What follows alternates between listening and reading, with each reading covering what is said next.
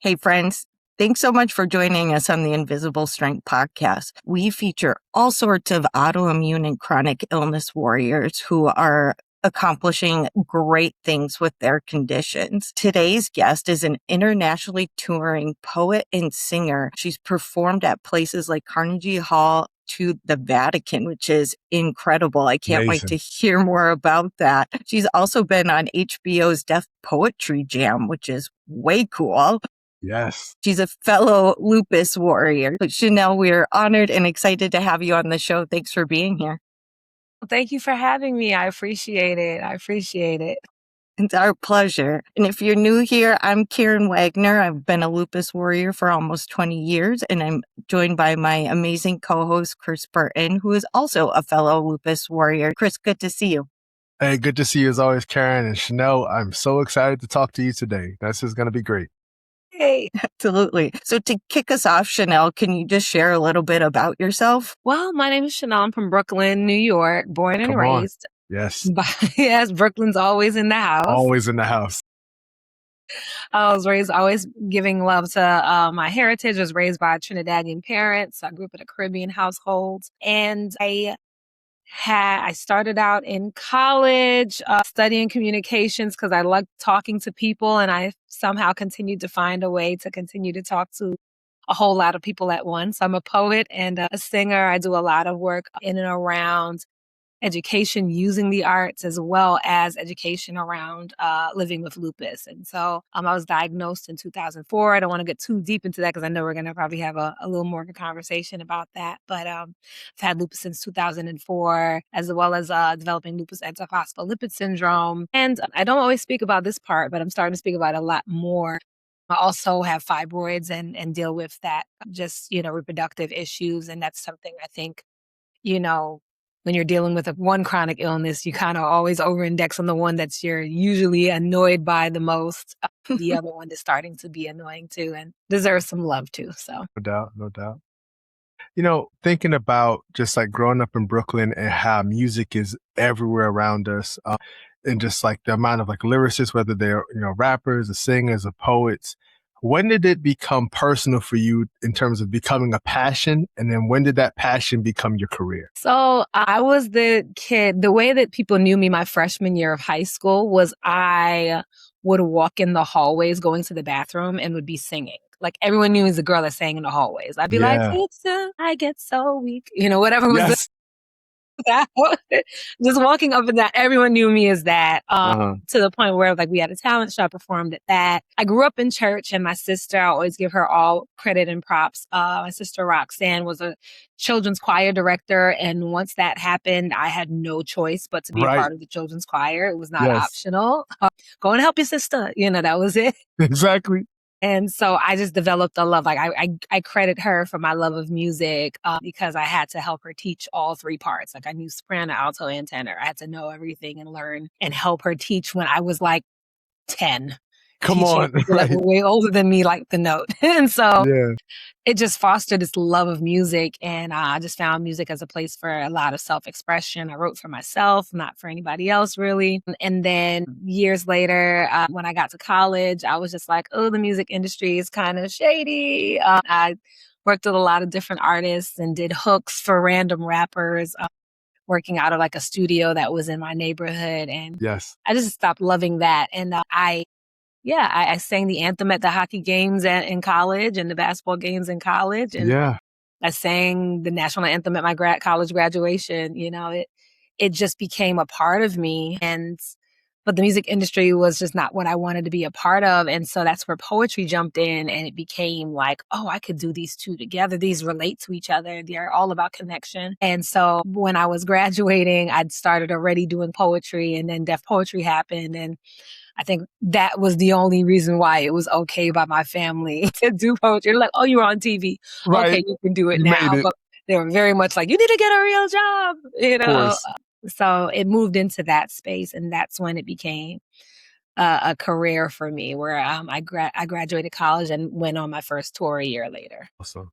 Incredible. So you have a few different things going on, singing, poetry. You also describe yourself as a communication expert and a lupus warrior. I'm curious how you think about identity with all those various lanes. It's such a hard pull. I spent a lot of time arguing with people who told me I need to figure out one thing. I'm like, I'm from New York. We're a land of multi-hyphenates. Everybody does. I'm a part-time this, part-time that. But they all fit very well together. Just like I said, the communication part of it was the thing that I loved about performing. It's connection. It's the idea of building connection. And, I did that. I learned that pragmatically in school, which, lent itself to some of the creative work that I've done with brands like Pandora, the NFL Draft. I've done things with each of these. Understanding communications helped me understand how to create for an audience. And then it made me also understand that when I'm speaking to an audience, how do I want to connect with them? And so when I started talking about lupus, that lent itself into that speaking lane and that part of the connection with my disease and, others dealing with the disease as well. So it all fits. And I try to just say that I just love people. I've always loved people. And it's just all allowing me to connect with people in so many different ways and connect other people to things that they need to hear and things that I think would be helpful for them or things that helped me. Absolutely. Absolutely. We often say on this show that we've yet to come across any, whether it's a lupus warrior or folks living with autoimmune disease or disorders who are just like, yeah, I don't do much. I just kind of just hang out. It's always the multi-hyphenates folks who are just, burning the midnight oil or getting to it. So I'm just curious to know, take us back to, 2004, if you will, your first diagnosed with lupus. What were those first signs that something wasn't right? And what was going through your mind at that time? Like, what were you noticing within yourself? Well, I was in college. So this is I can remember it mostly in my sophomore year. And I had these headaches. I always start off with like just remembering how bad these headaches were. And I'd be sleeping and just be like, ow. And I'd open my eyes and it would just be a wave of pain just there. And I get up and I'd put a compress on my head. I would try so many things that I remember like crying in the bathroom in my dorm room and my roommate was still asleep. That was the first symptom that I got that was something's wrong. But I ignored it a little bit. I did go to the on-campus doctor who, let's be real, is not trained to necessarily try to give a diagnosis for a chronic illness. There for STDs and exactly different class of issues, other stressors, all the other things, that college students deal with. That's right. But yeah, no, I really was like, okay, I have these headaches. And, she kind of said, oh, it's probably a sinus infection. Here's, something for that. And I also noticed I started having joint pain. And I remember waking up and being like, Shanelle, physically get up. And it wasn't like sleep paralysis. It was like my body felt like a board. And I'm like, all right, I'm trying to get up and everything just hurt. And I was like, okay, let me just lay here a little longer. And, I started being late to class a little bit. And so those were like the initial symptoms. But I always say it wasn't until I lost my hair that I went to the doctor. Yeah. My hair loss. I had finished school out that semester. I went home. I was like, maybe I just need to sleep. And that's all I kept telling myself. Maybe I'm just working too hard. I was running my campus, and when I finally got home, I was combing my hair. There were patches gone all in the middle of the hair. This was pulled back. I didn't notice it until I started being like, wait, there's a patch here gone too. And then I made an appointment the next week. It was like, don't worry about the other stuff. Just fix my hair. And that's literally don't worry about the other stuff. I have some other things I want to talk to you about, but we don't need to talk about that now because you need to fix this. And then we can talk about it. That's amazing that you were able to get into a specialist so quickly. Right? That was a primary care. I didn't even get to the specialist yet, but I was lucky in that sense that my primary care literally is next door to a rheumatologist. That I say is God, okay? Because I know that if it was anyone else who did not see lupus in their office on a regular basis, especially the way that I shared my symptoms, the way that I kind of slow rolled them, I would have never gotten diagnosed. Right place, right time. But yeah, I was curious, were you able to get a diagnosis quickly since you were right next door?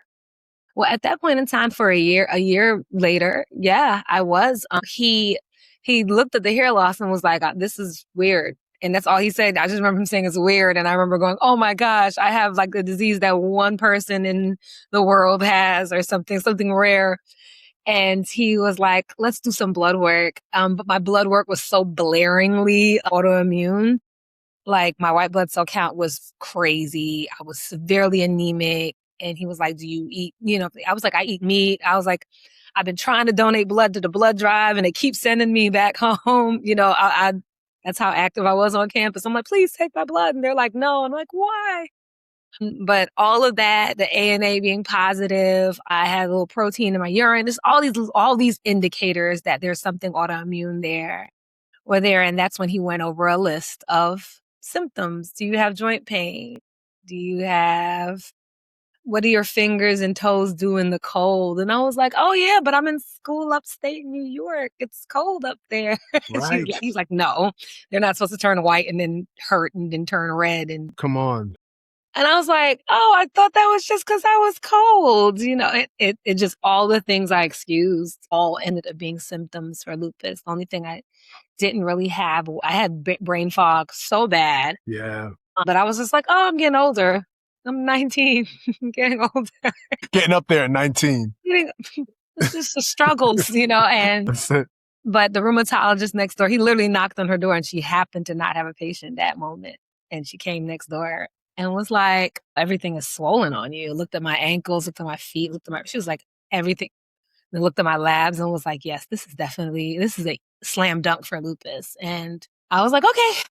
Come on. Mercedes from Top Model has that. And that was all I knew. That was it.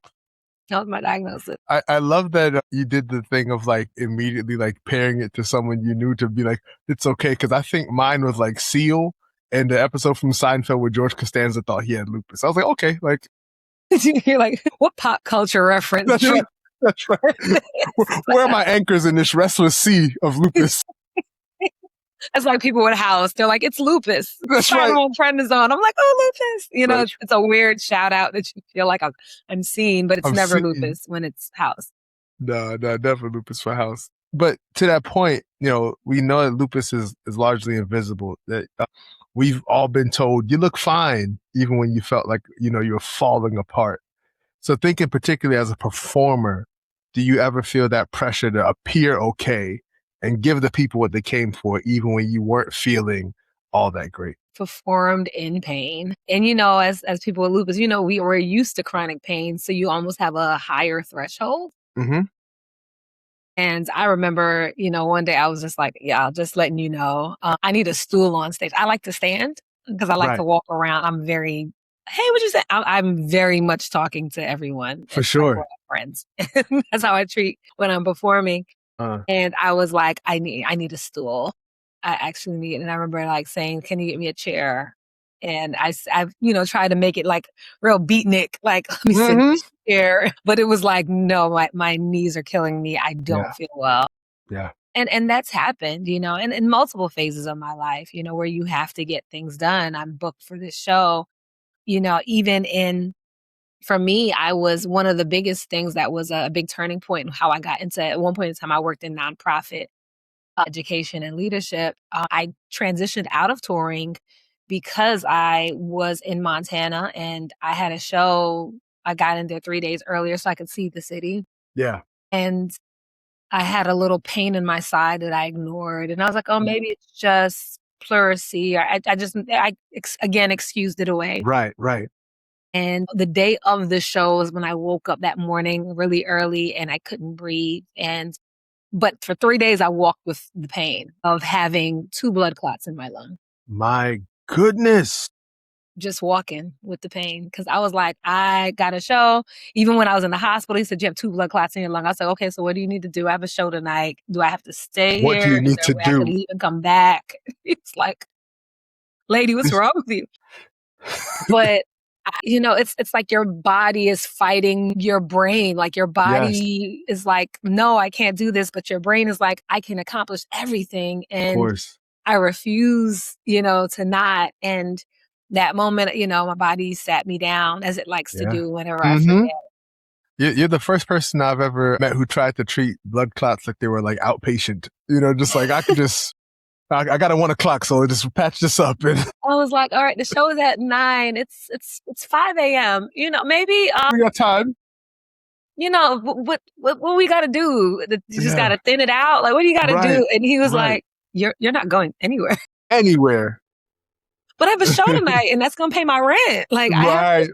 I have to go. Yeah. And so that's one of the other scary things about being self-employed. You're like, I have to do what I have to That's do. right. And fortunately, I was able to transition back into being a full-time creative and about 3 years ago. And it's a lot more sustainable now. I built the systems in where I can take breaks. And it's like I had to build it in where it's like nothing is happening the day that I know I got to be out. Nothing is happening. If I know I'm traveling and my travel schedule is kind of crazy, nothing's happening when I get home, making sure I sleep on planes and don't get caught up in what movies came out, That's it. You figure it out. You have to build around it. Great perspective and talking about those systems to help you manage it. Can you share more about some of the pivots or adaptations you had to make to successfully live with this? I guess I had to stop fighting it. I think that was the thing. I just kept fighting the need to prove that I was okay, even if I wasn't feeling okay. And that sounds so super ethereal in a sense, or woo. Fight, don't fight. But I really felt like I had to go, Shanelle, you got lupus. It needs to be built in. Your friends need to understand what this looks like for you. And I mean, that was probably one of the hardest things for me was letting my friends know, hey, I can't make it because I'm sick. Yeah. Like, because I felt like it wasn't a good enough excuse, I mean, I started out feeling like no one believed me because I look great. And because, it's like I'm working and people don't always look at performing as working, They're like, you're out and about, you're out in these shows. And I'm like, no, I'm working, I'm building something. But I had to really come to grips and be able to just admit that this is a part of my life and I have to build it into my life. It's not all of me, but it's a part of me. And so, my close friends know, like one of my friends would be like, Shanelle, you look like you're fading. Like if we're out and about, like, Shanelle, maybe we should go. And she does it for me now. And I there was a point in time where I felt guilty and she was like, no, go, let's go. Right. And Shanelle start checking out. Oh, Shanelle needs to go. I think we need to wrap it up. I'm seeing it. And I relied on the support. I didn't think that I could get, and so it's trusting that the people around me want me okay too. Yeah. And so I had to do that. I think some of the other pivots were, I can't do everything that I want to do, but what are the things that I can do? Mm-hmm. And sometimes that's sending an email out. Sometimes that's, Come on. just taking one phone call, 2 phone calls, it's really being able to modify and not feel guilt. I think the guilt is the thing that's the biggest pivot, not feeling like I am less than or I am letting people down if I am 100% all the time. Mm-hmm. Mm-hmm. And it's such a real thing, just like the importance of being kind to yourself and having a team and community that can extend that grace to you, especially when we're struggling to extend it towards ourselves.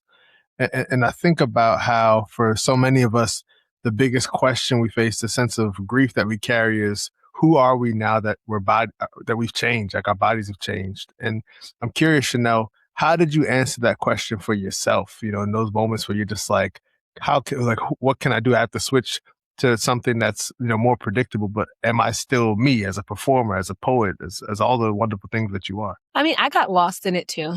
That's a very common thing I can imagine, for others, even people I've talked to, the who am I now if I'm not, if I'm not on stage, because I had to step back from that, Right. where if I don't perform, I don't have a life, but I also need good health insurance, and then, I have to manage all this. I don't get paid time off when you're a full-time artist. And so it was just, for me, who am I now? I had to become, how can I use these gifts that I have in a new way that's sustainable for me? So the only other thing that I could imagine that I cared about that felt like another extension of a performance was teaching.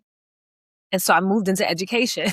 Mm-hmm. Anybody that's a teacher knows that you are performing Yes, that you whole are. day. Yes, you You are are. dancing and tapping to hope these kids want to read something. That's right. Or just like trying to create spaces that allow others to have access to the arts to help them the way that it's helped me, And Yes. so that's how I moved into nonprofit and doing some more of the communications consulting. It was like, okay, I'm good at speaking to people and explaining concepts to people, but a lot of people aren't. And Mm-hmm. we need it in pharma. We need it in these, smaller companies that are trying Right. to reach communities.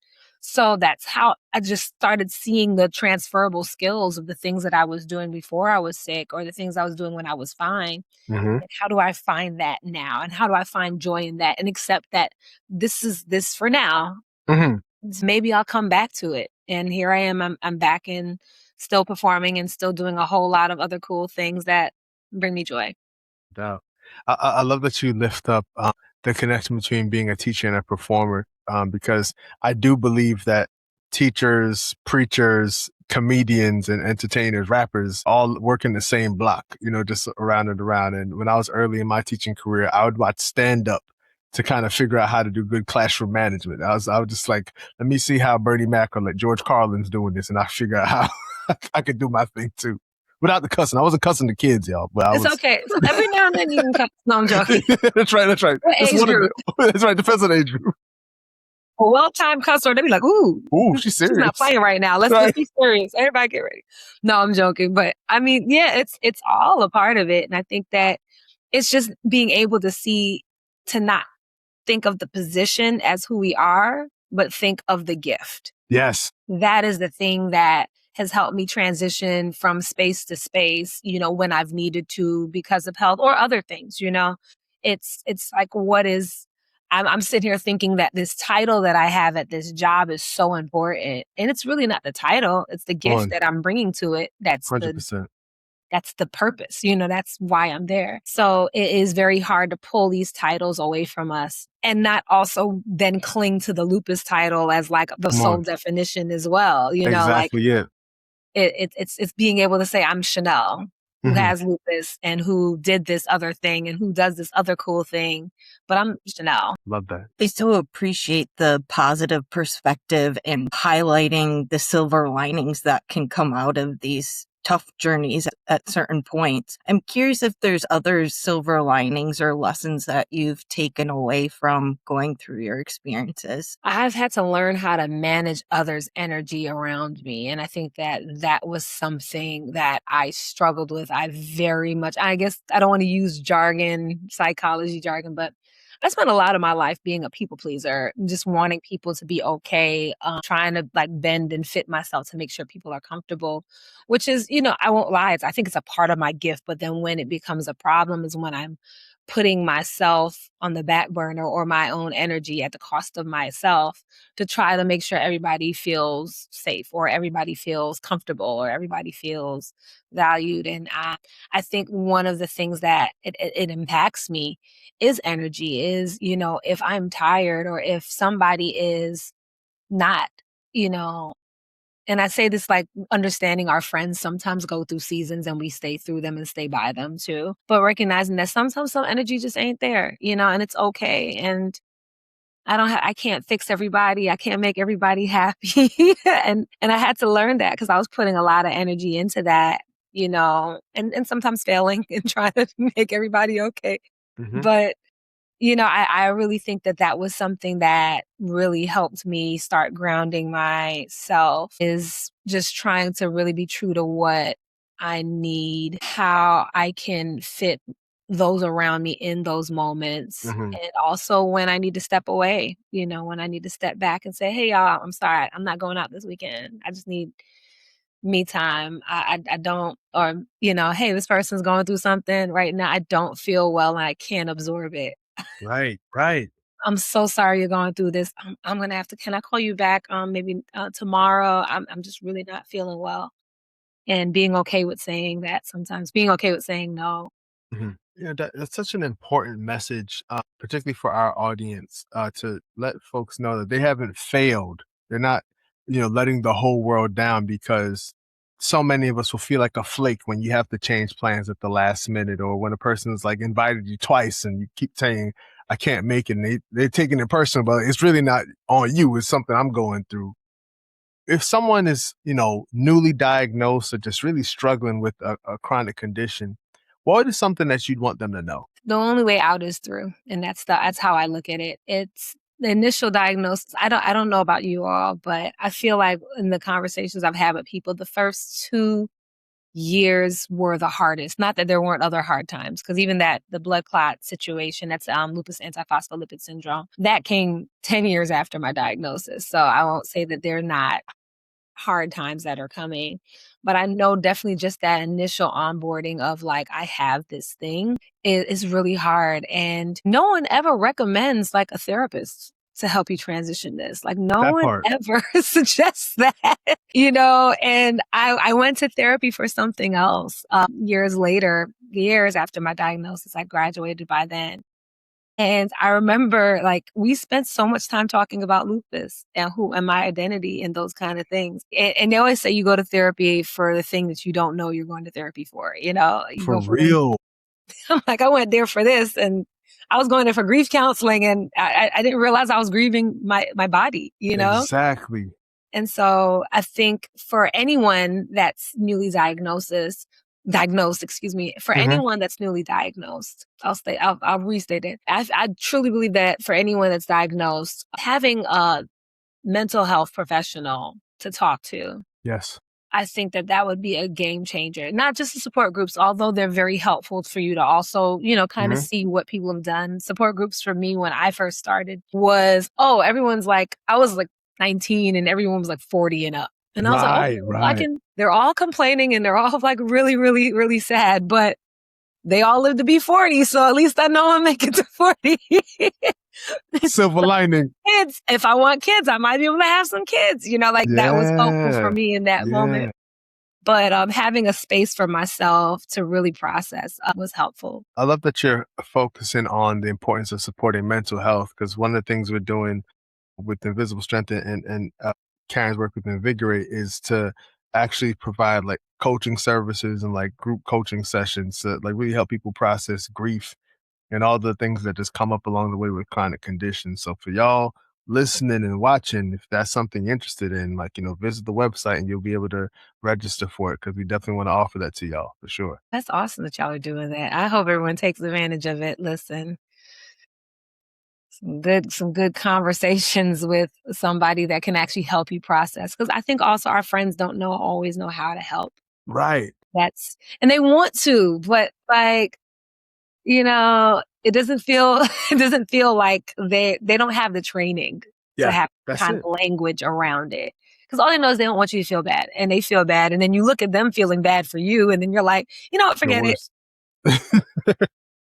So thank you for creating that space. And I appreciate you bringing that up. I remember getting handed a brochure when I was first diagnosed with like 2 paragraphs of information. It was like, I really could have used some more support at that time.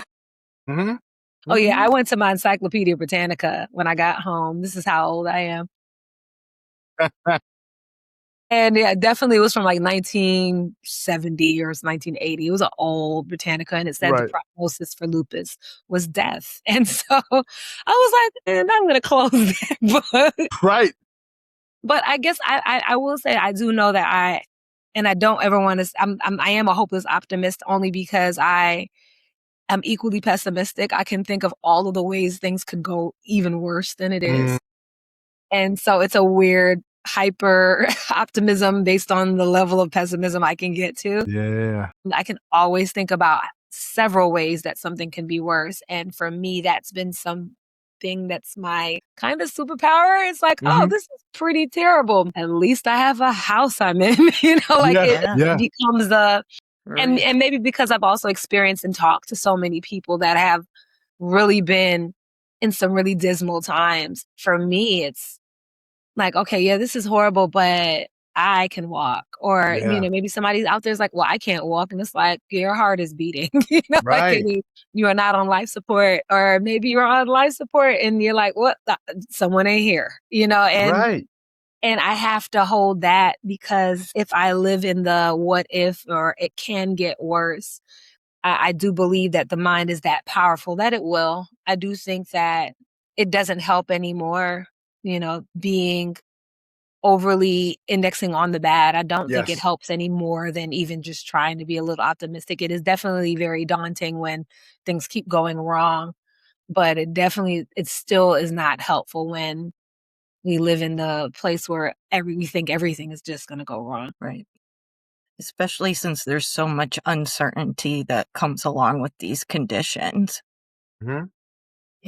Yeah. That's probably one of the hardest parts, is the uncertainty. I was sure I was fine. Granted, I think I was in I was in overdrive in the season where I developed the blood clots in my lung. And I do know that my body was being taxed a lot more than it should have. And so that was, I also will say, Shanelle, you were doing the most. And then this thing sat you down. And that's usually the times that I'm still working on not letting my body have to remind me I'm human. Mm-hmm. Mm-hmm. It's a work in progress with that That's one. it. That's it. Shanelle, I'm curious, as a communications expert, do you have any tips, advice for people who may not be sure how to talk to their friends about this, or maybe coworkers, whatever their community space is? I mean, I think it's important for you to also know the disease yourself. We understand what we deal with, but we don't always understand like what lupus is, and for a lot of people, it's like, I got this thing that makes me sick. But there's more to it, and people sometimes are really interested in learning the science, especially, we live in a world where everyone's watching like Law and Order. And, people do want to kind of understand a little bit more. And if emotionally it's draining, one of the ways that you can detach is focus on the disease itself, not the me, but the disease itself, and educate people on the disease. And usually that's a little easier than going, I wake up all day, like having explained that over and over, the trauma of having a chronic illness. But people might just want to understand, for different people, it looks different. For my lupus, I sometimes have trouble getting up. I have it's very clinical in that sense. I know my symptoms and I share this. And the more you do it, the better you get at it. The more you have that conversations and open up. You'll also be surprised how many people, are curious and genuinely just want to learn, and genuinely, want to support you. There are others that are going to try to tell you that there's a cure for lupus in some juices and berries that they found. But for the most part, people do want to understand and want to help. And so I think leaning on that, and not that people are going to look at you different, because that's usually a lot of the hindrance. I don't know what the consequences of me sharing is going to be. Most people just want to like, oh, wow, that's what you're going through. Or I have a cousin that has that. That's what she was going through. Well, thank you. And that's simple. And any point in time, you can also end the conversation. Well, that's my lupus. So how about those nicks? Feel free to walk away if you need to as well. 100%. So we're thinking about all that you've overcome, the ways in which you hold catastrophe in one space, but the relentless pursuit of optimism in another space. Where, with your music, poetry, speaking, advocacy for lupus awareness, where is Shanelle Gabriel heading? Where is Shanelle heading? I've never known the answer to that question. Just so you know, everything in my life has been a beautiful, organized tumble. That's true poet, by the way. That's a real poetic thing to say. My really God. what it's been. I mean, I was like, I like poems. Hey, Yes. I should do deaf poetry, and I put a prayer request up. Yes. I love to do deaf poetry. And that happened, through randomness and people that believed in me before I believed in me, Come on. And then, once I had to get off the road, I was like, and on the road, it was just me relying on people that I knew. Hey, does anybody know of any poetry spots in DC? Yeah. Hey, does anyone know somebody's house I can crash on, like their couch, like it became just a tumble. And then I was like, okay, I would need to leave. And I started looking at jobs and I was like, I don't want to do these jobs. And I saw one and I was like, that's it. I'm getting this job. And I did the interview, and one of my fraternity brothers was in the interview. He pretended he didn't know me. He could advocate for me. But that's right. it's just like I worked at a high school, then I worked at a nonprofit. I worked at an arts nonprofit that I used to help, and then all of the skills that I got there allowed me to leave and be in a good position where I feel comfortable with the fact that I'm not working full time for a company, and I have really amazing people that I work with. And so I just say that for me, it's always a tumble. I do know that a book is in the works. Yes. That is a book, primarily.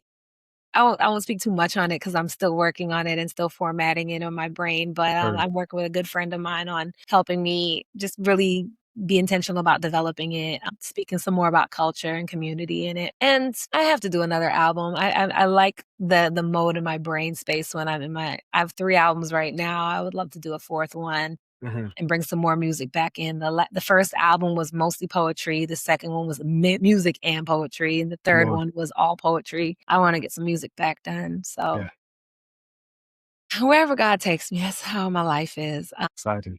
That's it. Wherever stages people want me on, I'm there. Mm-hmm.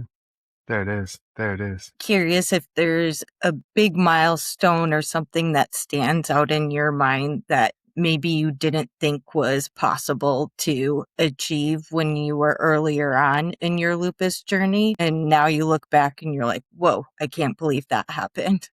I mean, I can't believe I'm back here. I thought I was never, ever going to be able to work for myself again and do all the things and pour fully into the gifts that I was given on this earth. And as far as I was concerned, I was just going to work. And once again, this tumble, I could end up back at a company somewhere.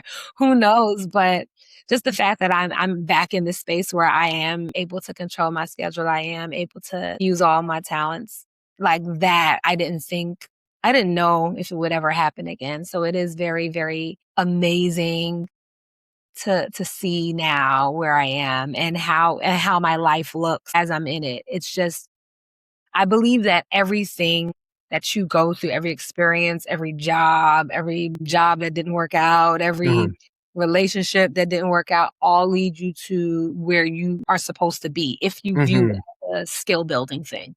Yeah. And I view everything that I've been through as fuel to where I am now. And so that's something that I hope somebody else will take with them. Everything just proves to you can figure it out.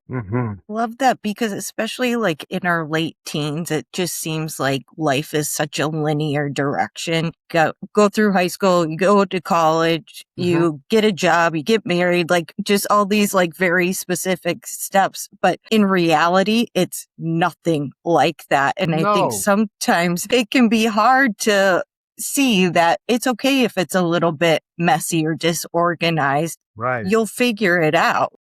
Yep. That's what I said. I'm like, you're just going to figure it out. It's one of those very frustrating things, especially for young people. And I still get to work with young people. Some of the contracts I might take every now and then.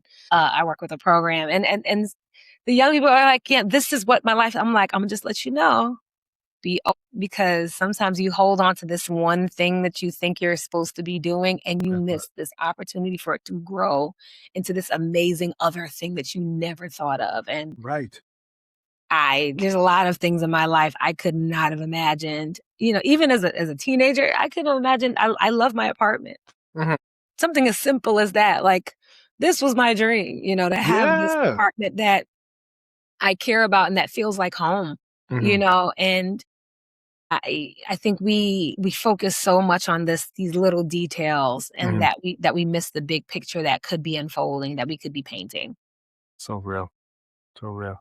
I just love that because it shows the importance of having patience for yourself once again. Because sometimes, especially when people excel early or they just so married to this linear concept of who they're supposed to be, you miss so much because as difficult as things were, there's so much beauty along the way as well.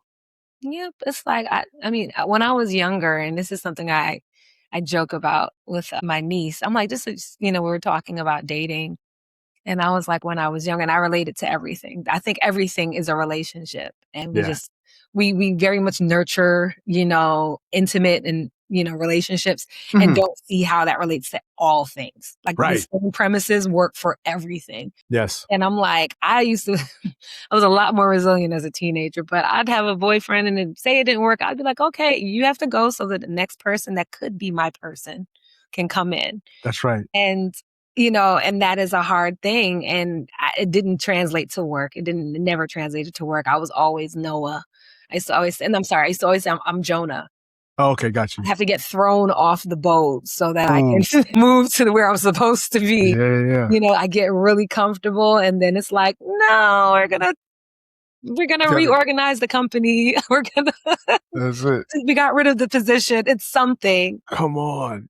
And it's the same thing as if you hold on to this abusive relationship or this relationship that's really good, but maybe not it. Right. And so I think that having lupus just forces you to do that very much so. You're like, I'm clinging to things. You kind of have a shedding that you have to do in order to be well, in order to continue to be well and to grow as a person living with a chronic illness. There's a shedding that has to happen where you're like, okay, this thing was cool, but this might not be working for me right now. Right. I might have to step away from that. This person, I thought they were my ride or die. They're not really supportive of me when I tell them I'm not feeling well. I'm going to have to let you go with God, and it's important. And we have to do that process in order to really, really focus and let the people that are supposed to love us come in the picture. Mm-hmm. Well said. I love that. I know a lot of people in our community, myself included, I am so thankful that I got lupus because it forced me to do the shedding that I needed to do. And I think that's one of the silver linings that comes out of these experiences. For real. Yeah, it's hard. It's a hard thing when you've been comfortable. Discomfort, it's a very hard thing, but it's very rewarding every step that you do and you figure out. Right. And it's a continuous, journey. It doesn't end. I'm not an expert. I haven't shed everything. Come on. I still got a couple pieces I'm trying to pull off, That's it. But, we all grow. That's a fact. For sure. Shanelle, what does invisible strength mean to you? Invisible strength to me is the strength you have when no one's looking, when no one's going to applaud you for it, when it's just you going, wow, I did that. Yeah. No one maybe knows everything you've accomplished or everything that you've battled or every dark night that you've dealt with. Come on. But somehow you are still standing. That's invisible strength. Beautifully said. Truly. Shanelle, I so appreciate your honesty today, and you have such great energy. I'm like, can we just hang out outside of this when I'm having a bad day? The vibes are great. Tri-state area, let me know. That's it. Grab some coffee. For sure. Here for it. Shanelle, where can people find you online and socials?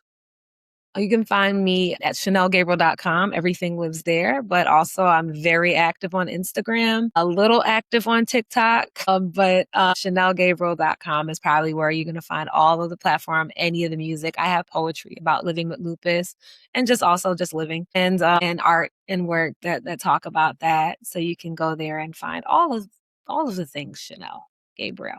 Amazing. And you might be able to find me near you because I'm also still touring. And if you know someplace, hey, you all, if you know someplace I need to be, please let me know. I'll try to make it happen. No doubt. No doubt. Will do.